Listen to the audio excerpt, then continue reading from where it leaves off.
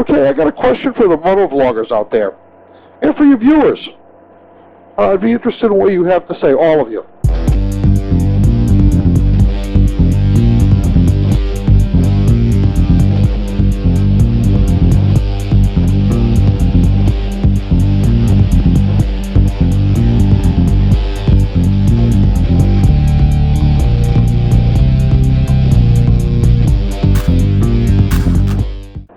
So here's my question. What exactly constitutes a motovlog?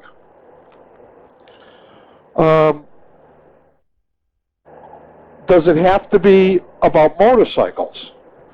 Is a review a motovlog? Does the review have to be about motorcycle gear in order to be an acceptable motovlog? Because I guess motovlogging could be, I don't know, tell me what you think. Could a motovlog be about cars? Could you do a motovlog from a car? I would say that you could. That would be considered a motovlog, wouldn't it?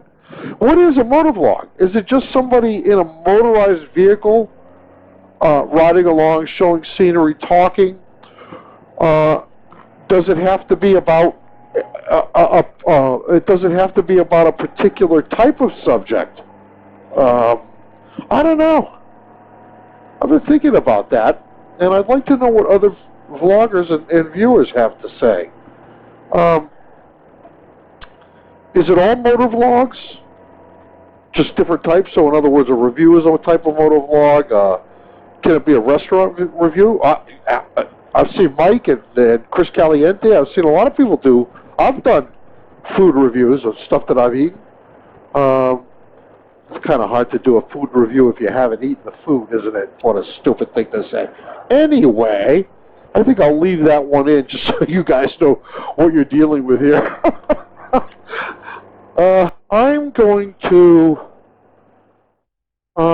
continue something that I really admire about the Blue Bike and Doyle of the Blue Bike and Doyle.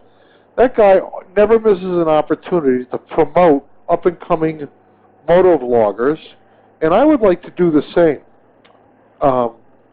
You know, not that I have that many views or that many viewers, but listen, if I can help somebody along the way I've been helped along, I'm happy to do it. And I would like to spotlight today two motovloggers that I've recently found, and honestly, I found both of them again through them finding my channel. And when somebody subscribes to my channel, if they have a channel, I always go over and check it out.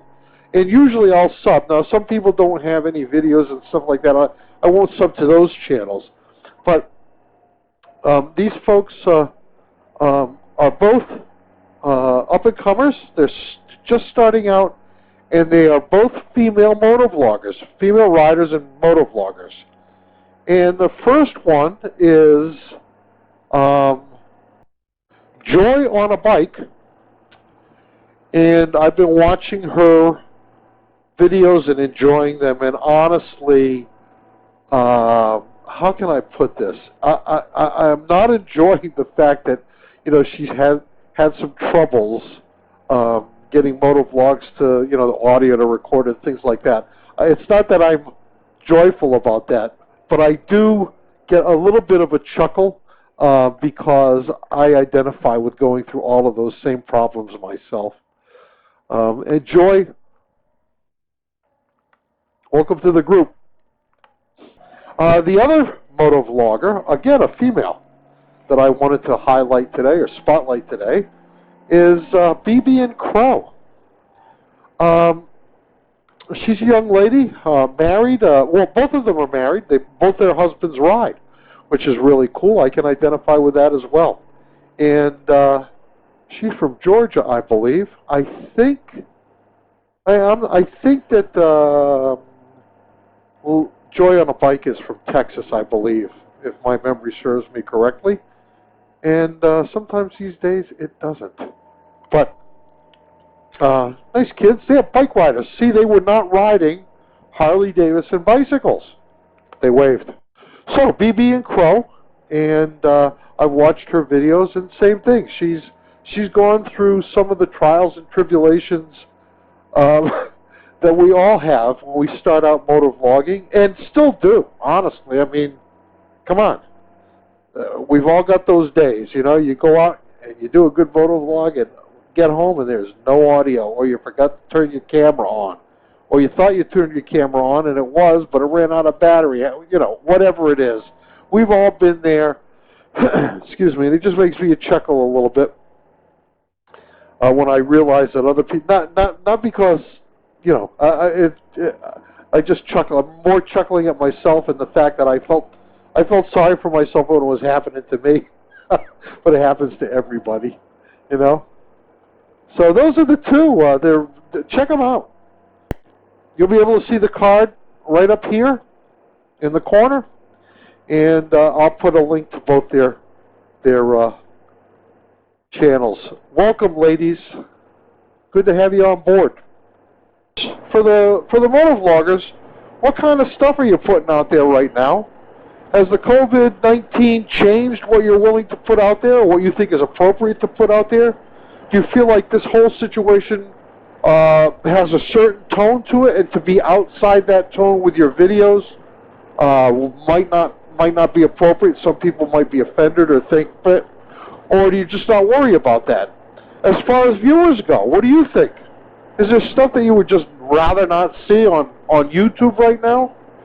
I know that it's that way for, you know what, listen, everybody's entitled to their opinion, but when I got some guy screaming at me about the fact that I should be staying in and using every vile word that he can find to tell me to do that, listen, I'm an adult.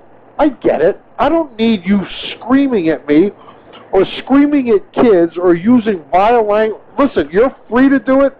It doesn't make you any less of a jerk for doing it, okay? Just because you're free to do it doesn't mean you have to do it. It doesn't mean you have to be so vile about it. We get the message. In my life, I find that people don't respond well to being screamed and sworn at, but that's just me. That's just me. I get it. I know I'm supposed to stay in. I know it. I get it. I'm an adult.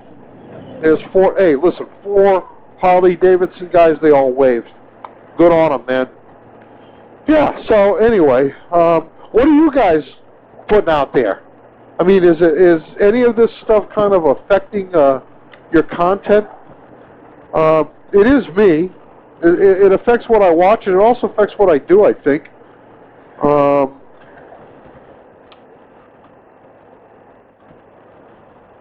There's some stuff that I have in the can that I'm not going to put out till later, just simply because I don't think it's appropriate for right now. And it's not that I don't know.